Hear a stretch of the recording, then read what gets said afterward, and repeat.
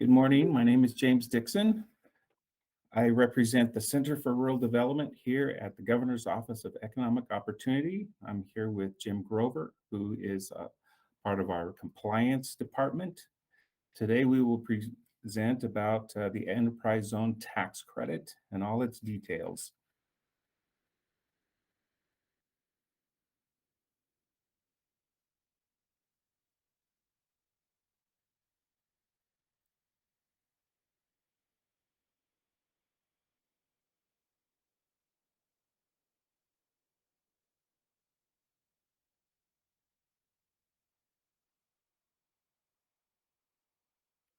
Today we'll be going over these issues and details of the enterprise zone tax credit, how the local governments create the enterprise zone and their expirations and dates and the maps that involved and the enterprise zone history, Go Utah administration goals and the basic definitions of the enterprise zone.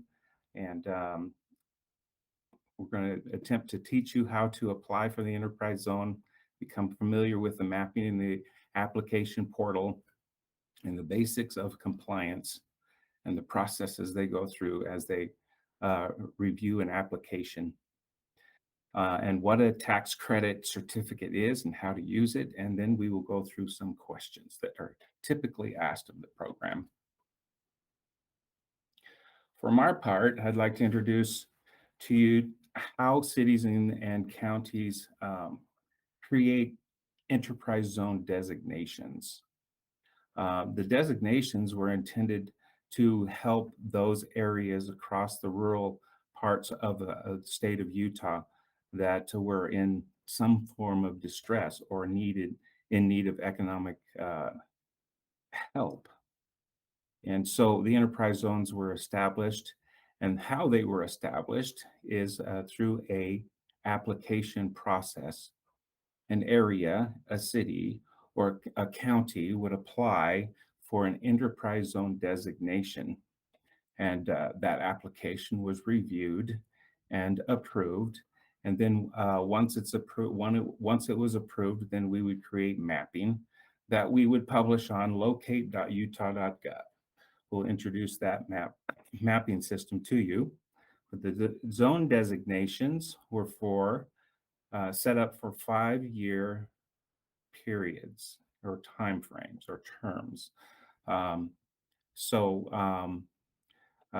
Those zones were set up, and let's introduce to you the mapping.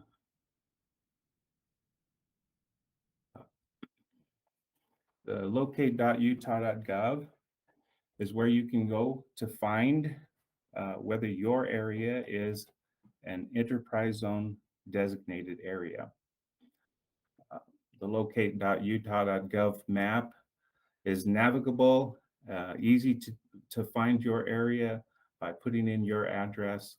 Essentially, what you will want to do is go to the web page, open up the economic development red field here, and click on the enterprise zone and choose the year in which you intend to file.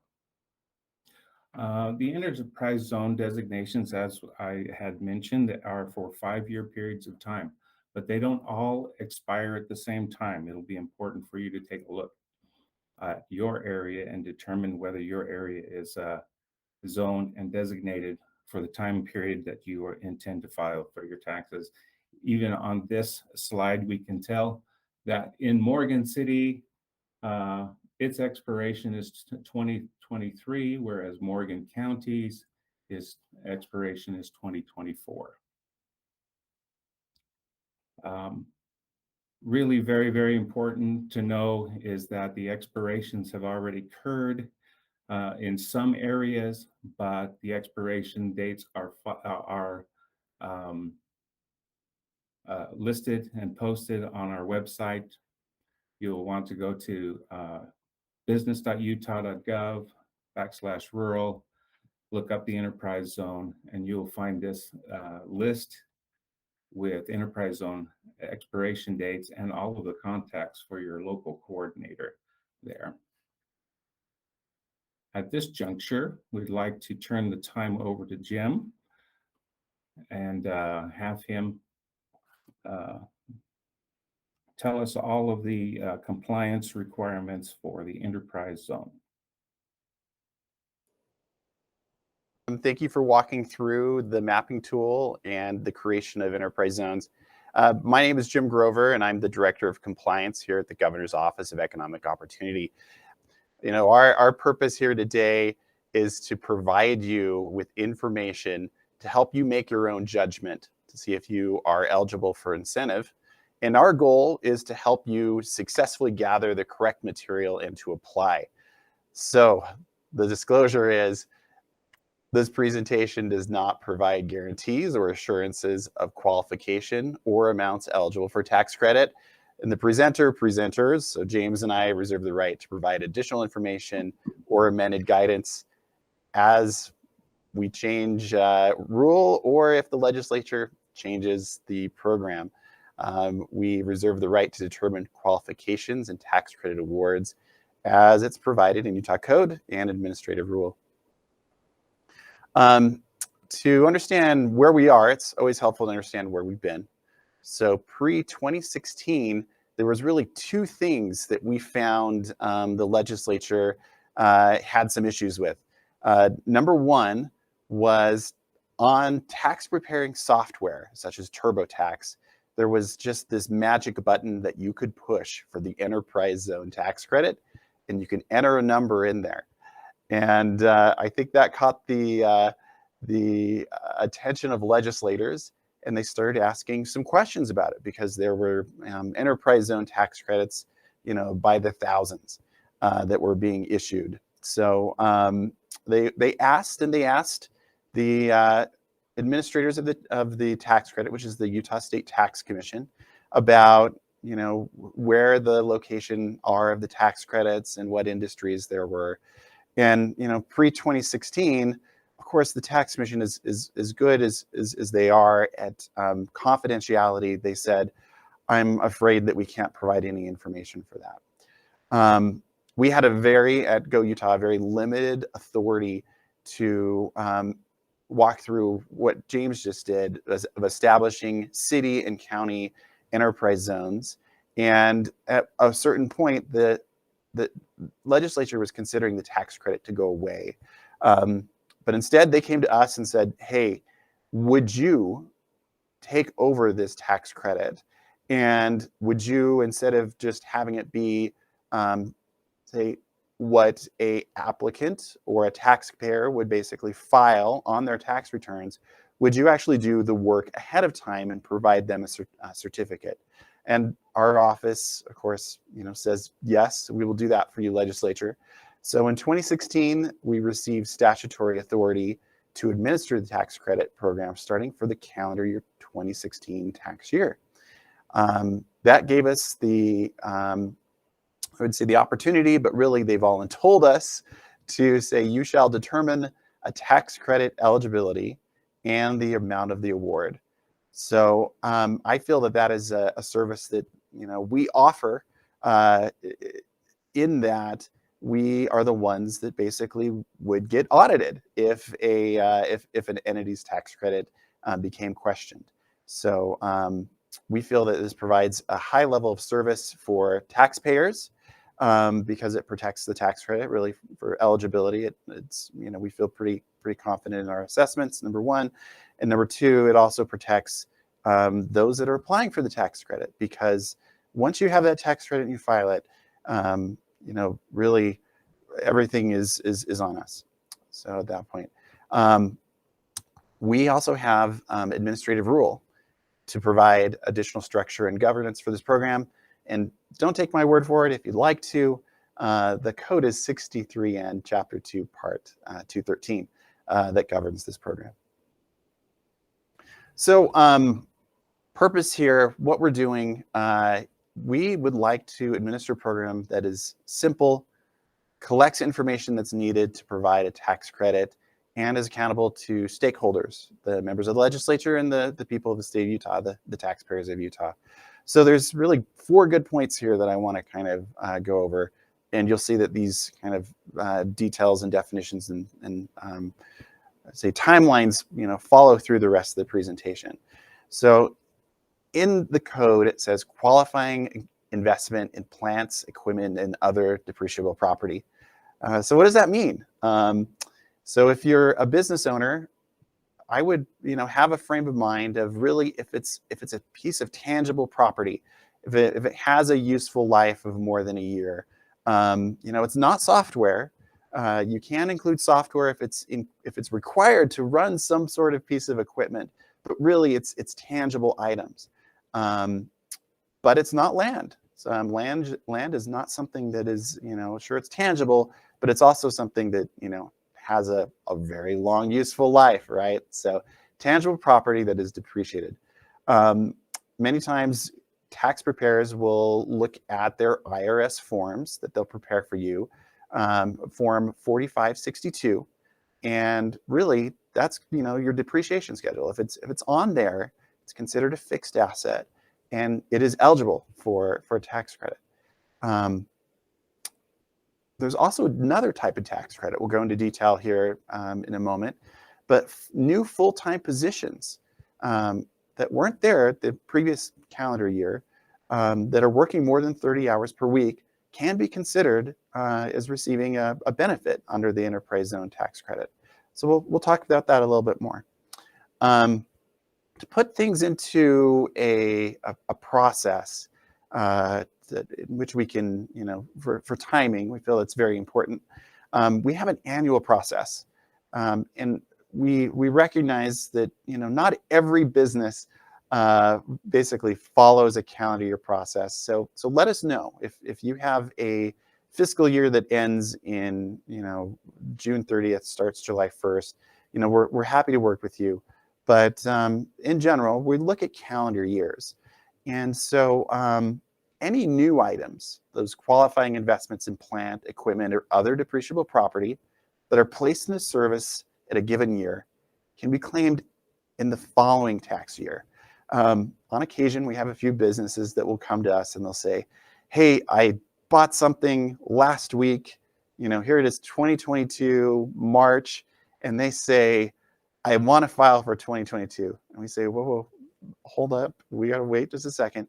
You're welcome to file next year. So in other words, investments that are purchased in 2021 are claimed for the 2021 tax year, starting in, and open our portal, in January of 2022. So wait for that next calendar year before you apply for anything that you purchase. In this calendar year. We allow the previous calendar year, so being 2020, we'll allow 2021 submissions plus additional 2 years. So 2021, 2020, 2019. So those 3 years that we'll keep open. And starting next year in 2023, we'll just have those 3 years open. So always remember that, if you can't necessarily apply more than 3 years in arrears. Documentation needs. We're going to go into depth a little bit more, but there's going to be some forms that we're going to need. It's through a form app that we use. There's also going to be a certificate of compliance and some documentation that we're going to need from you that you've received at either the point of sale and or at the time that you paid for the item. And we'll need those submitted online. That's one nice thing about this program, is this is a process that's 100% online. So who can apply? Grateful that James kind of walked through this. The useful tool, locate.utah.gov. Please use it. It's a great resource. It's a very helpful map. So if your entity is located on that map within an active time period, remember those are in calendar years too, you are potentially able to receive an award for the enterprise zone. Additionally, what kinds of companies can apply? So for-profit Utah companies, and if you're a sole proprietor, you're eligible for a tax credit. But really 3 entities can't apply for the enterprise zone tax credit. Those that are primarily engaged in retail trade. So in other words, a majority of their business is business to consumer, not eligible. Also, if you're primarily engaged in residential rental property, and this is something new for 2021, not eligible. Same thing too if you are a public utility. There are for-profit public utilities out there, and they're not eligible to receive an enterprise zone tax credit. You don't have to have employees. So back to that sole proprietor, if it's just you, you necessarily don't need to have employees. But when there are employees, and this is according to statute, 51% of them must reside in the county of where your business is, or in the immediate adjacent county. I ask every once in a while, companies ask, well, why is this the case? I don't know exactly, but my idea is it's to prohibit a company from either creating a subsidiary or basically putting a PO box location in an enterprise zone and saying, ta-da, we are in an enterprise zone and we're going to let the benefits of the enterprise zone flow to us. So it really is about where you're established as a business, and also another test is our 51% reside in the county. Another piece too, and I know this is not a very well-known tax credit, but there's one that's out there called the Targeted Business Income Tax Credit. And if you have applied for that, you'll have a contract for it. And it's a very great benefit, got a very enriching benefit. You're welcome to look at it at business.utah.gov/rural.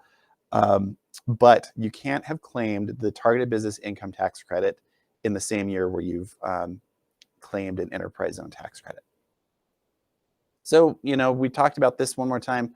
Can't say, more amazing things about it. locate.utah.gov. Use it often. It's very helpful. So we touched on this briefly. There's 3 tracks of incentives. The capital investment track, and then something very similar to that is a rehabilitation tax credit, and then there's the employee credit. So I'll touch briefly about these, and then what we'll do is we'll go into a little bit more detail about the forms and requirements that are required for each 3 of these tracks. So capital investment, we touched on a little bit. This is already the qualifying investment. So this has to do with those depreciable assets that you have basically purchased for that year. It's important to recognize that you can claim those on the date that you purchased, you placed into service. And that is 5% of the first $750,000 of items that you purchased.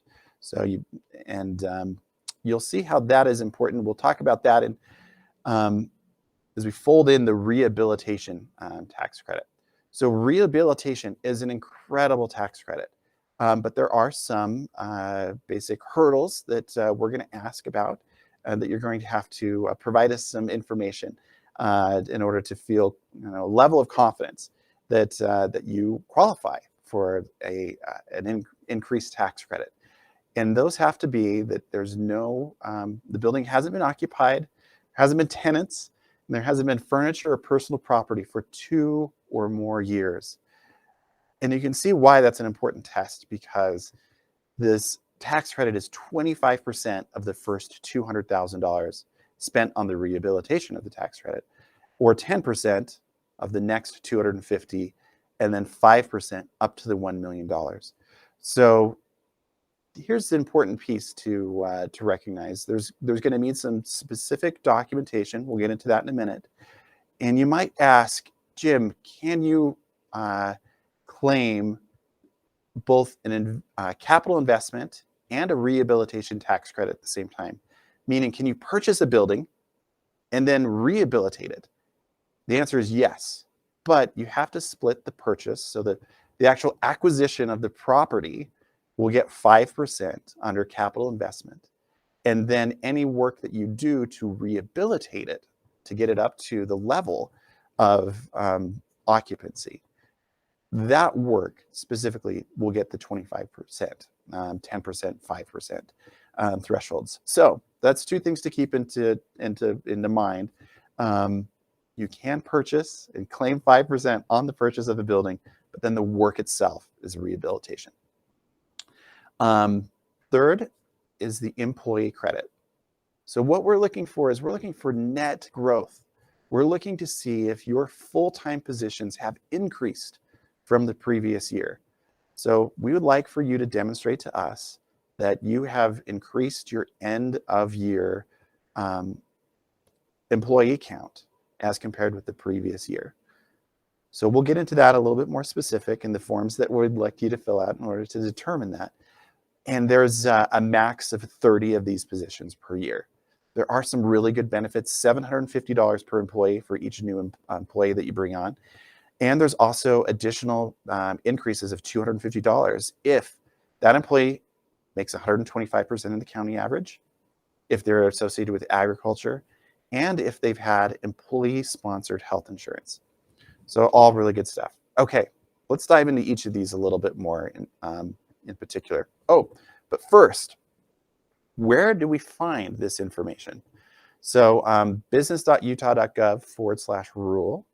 What you'll find there is, if you'll scroll down, you'll see these carrots. You'll find one that says Enterprise Zone. Go ahead and press on that carrot. It will basically provide a list of information for you.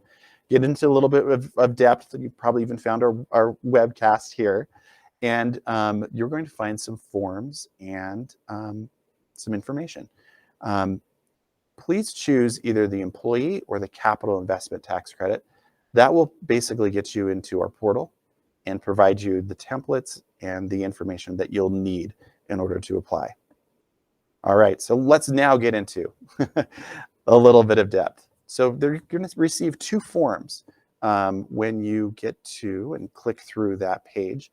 You're going to have a certificate of compliance, which is basically a set of information for us that lets us know, who you are, name of your business, the year in which you're applying for, but it also gives us some level of attestation that you really are a business that's in Utah, that you really do have 51% of the employees, that we had just mentioned, and that the qualifying investment, occurred.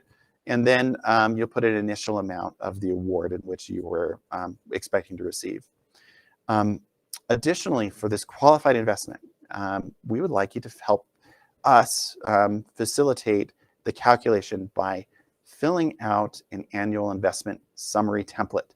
So what's on this template? This is, the real basics of tell us about what this property is.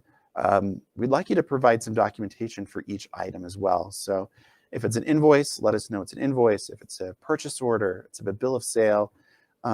If there's a unique document number, the date of that document, the time period it was placed into service, and the item cost.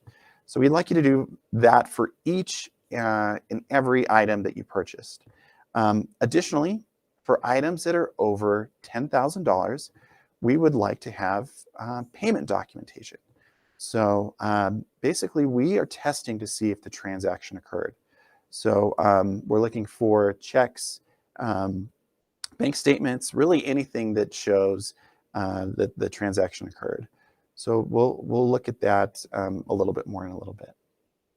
So here's what we mean by purchase documentation: a bill of sale, a contract of sale, receipt, invoice, or any other documentation which identifies a buyer, seller, purchase price, items purchased, and the date of the purchase.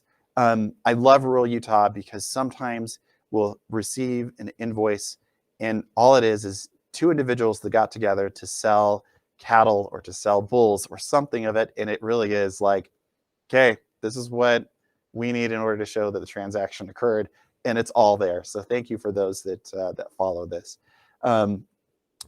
We also look for vehicles, some specific information, and we think this is very important. Vehicles sometimes are used for personal use and business use. So please let us know when you have a vehicle, what is the business use percentage? Additionally, we do have a reduction for when there is a trade-in. And I get this question a lot, like, Jim, Go Utah, why are you reducing for trade-ins? We noticed early in the program, 1 or 2 years in, that we were seeing the same applicants trading in vehicles each and every year. So they'd have a vehicle there for 1 year.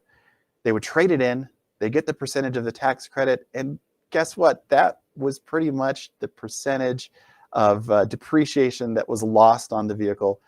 And we said, oh, there's something wrong with that. We talked with our friends at the tax commission, and they said, yeah, that's called churning assets. You should do something about it if you could. So that's something we placed into a rule. We, when there is a transaction of a motorized vehicle, we reduce for the amount that's traded in.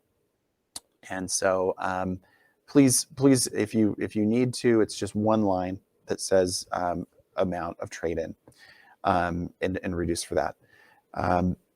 Additionally, when we have more than a transaction that costs more than $10,000 per year, please provide us a bank statement, a cleared check, signed, and that's important, a signed and executed finance agreement. We recognize some of these purchases that you make are really, really large. And some of them are copies that are unsigned. Please, if you get us signed originals, this shows that you have entered into an agreement to finance an item. That's fine. On occasion, we do have cash payments that we see. We know this is difficult.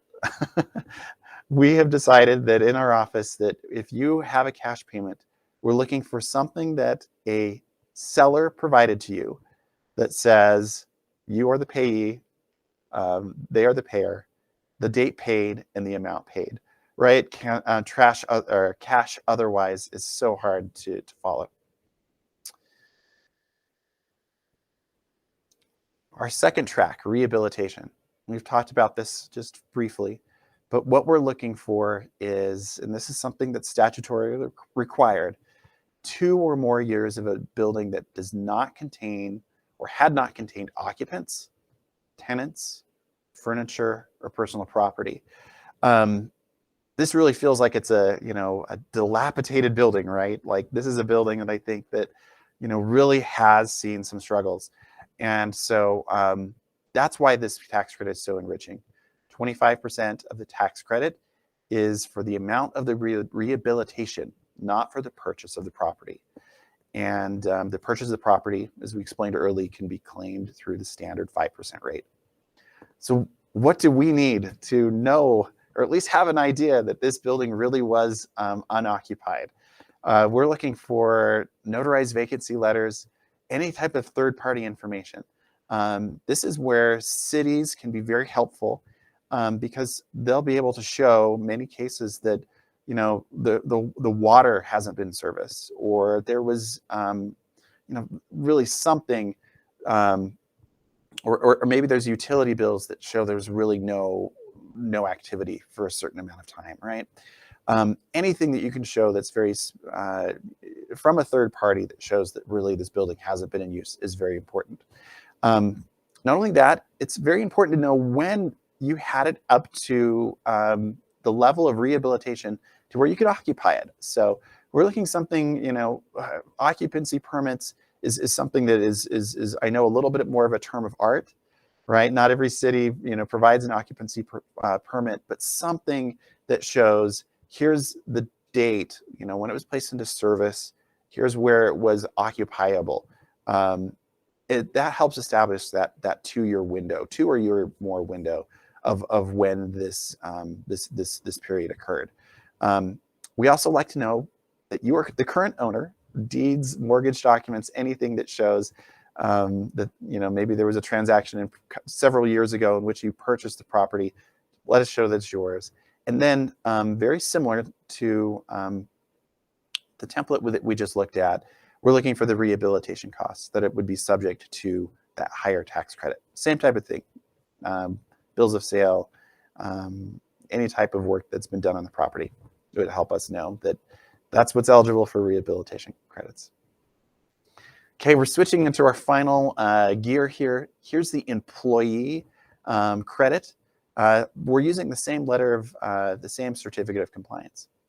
So you've seen that before, same form. We'd like you to fill that out. We also are looking for very, very similar information as what you'd see on the capital side of the tax credit. We're looking for information about the employees, and able to correctly identify who are new employees and potentially if they are eligible for increased amounts. So we're talking about when an employee was hired, we're looking for their gross salary, right? They could be eligible for the 125% of the county average wage if they're receiving tax credit or health care. And then we also are going to ask some questions about the previous year in the highest number of positions. So that template's a very helpful template. Please fill that out in its entirety when you have the opportunity to do so. It will let us know and give us a level of assurance that yes, there are new employees, that there is growth overall from the company from year to year as compared with the last year. So we are going to, again, understand if net growth occurred. We're going to review the maximum number of positions from the previous year and compare it with the number of positions in the year of the application. And when there is new growth, we're going to look to see if new employees that were hired and their wage information results in a tax credit. And we'd love to take your word for it, but we also, to help us assist and to see, level of confidence in the information that's being provided, we are using state unemployment insurance records to help give us a better idea that the information we're looking at is accurate. So the detail required gives us a snapshot. So again, as you're filing or filling out this template, please put every employee in.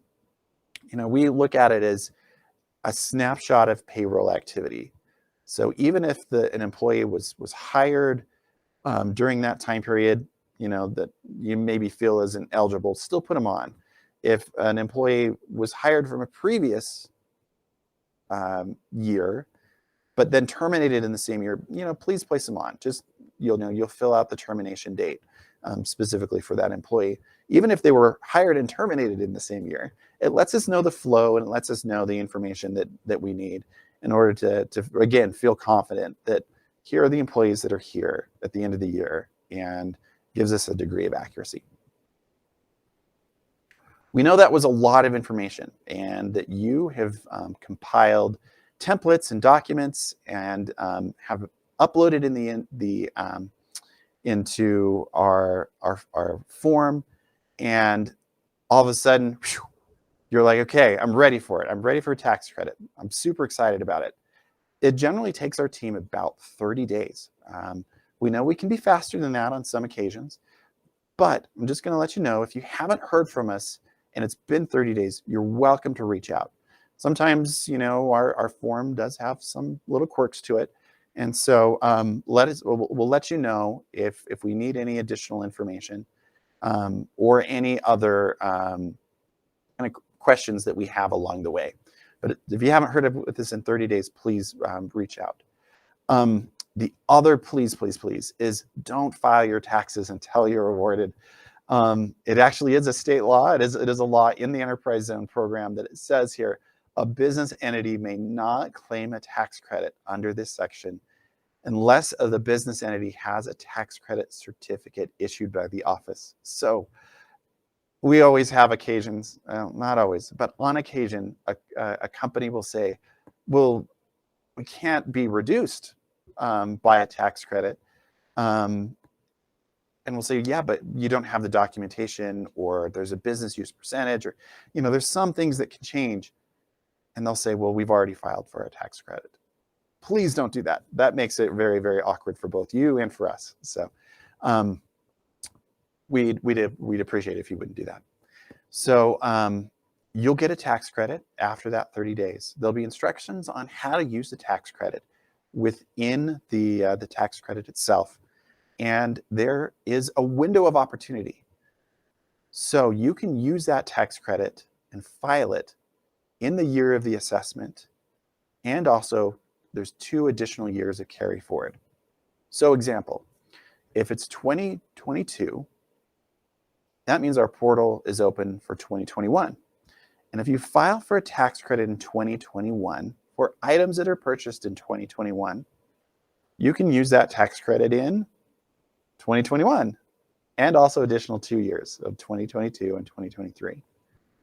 And the Enterprise Zone program is a non-refundable tax credit, which means you need to have a certain tax liability, at least equal to or equal to the tax liability of what's on the certificate in order to have a benefit. So we recognize that you might need to actually continue to calculate what you have left on your tax credits and carry them forward in a way. That's information that we don't have. And also a very important piece is and the rest of my team here at Go Utah does not provide tax advice. Please contact the Utah State Tax Commission Taxpayer Services. They're an awesome resource. We actually contact them as well. Or your tax preparer. They're fantastic individuals out there that are able to help and prep your individual tax needs. And one other kind of final thing about this step is that we provide the Utah State Tax Commission with the essential information that's on the tax credit.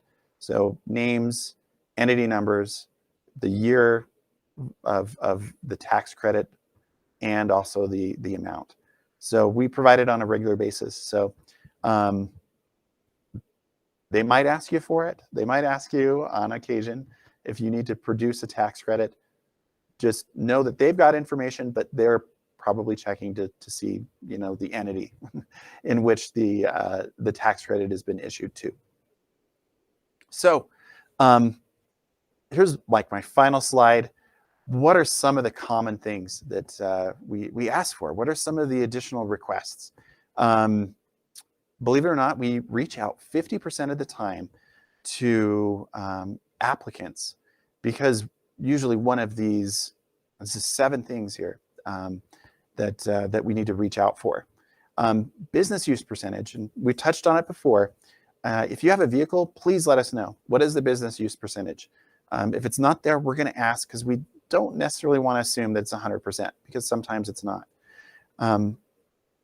We didn't touch on this specifically, but it's a good place to do it here. I had mentioned that when you purchase property, the buildings are eligible, but land is not depreciable. So what are we supposed to do in those situations? So when you purchase a piece of property, also along with it, please have accompany a property tax notice from the county. That gives out a percentage split between the building and the land's value. What we'll do is we'll use the price that you paid, and we'll use the percentage that we find of the building percentage. So if you buy a building, or if you buy land and building for $1 million, we'll go to the property tax notice and we'll look at the percentage and we'll see, okay, it looks like the building is 80% of the value. Then we'll associate $800,000 of associated costs of eligible items for the tax credit. So it's very important that you get a property tax notice from your county. Addresses sometimes can be difficult to locate. That's just rural Utah. I'm sure you're constantly like saying, hey, it's signpost or mile marker or down the road here. Anytime that you have a situation that you are like looking at locate.utah.gov and go, oh, I know I'm here and I'm in the zone. Sometimes we don't know where that is. So anytime you can provide us a screenshot on addresses that are difficult to locate, it helps us out.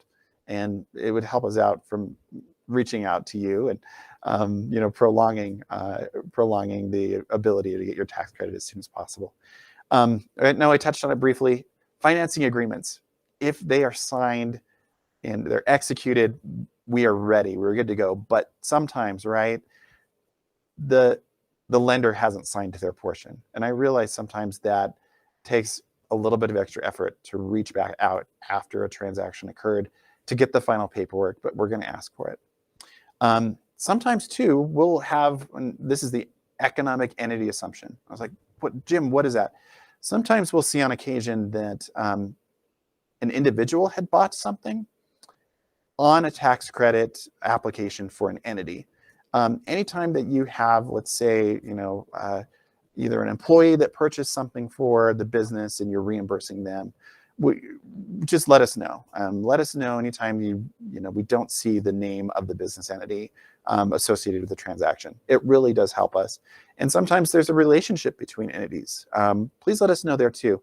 And what I mean by relationship between entities is sometimes there's say exchanges that might occur between family members. That's something that's a judgment call for us, but please let us know ahead of time.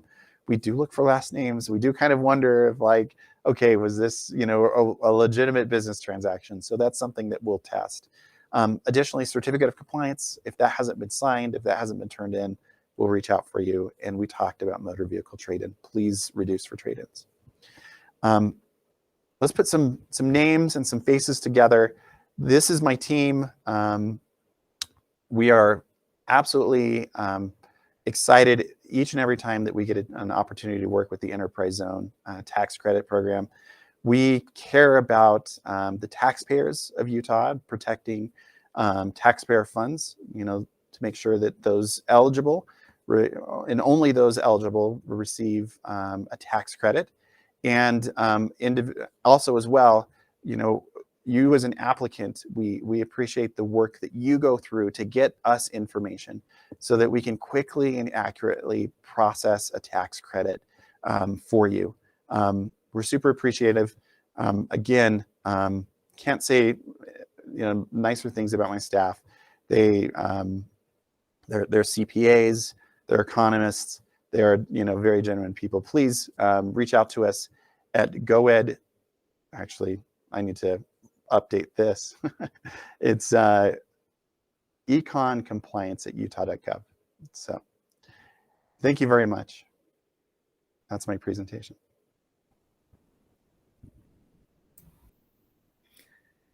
Thank you very much, Jim. We appreciate your presentation. All of the detail is very, very important. And we appreciate all the work that your team does. This is the end of our presentation on the Enterprise Zone. Appreciate your attention. And if you have any questions, please reach out to us. Thank you.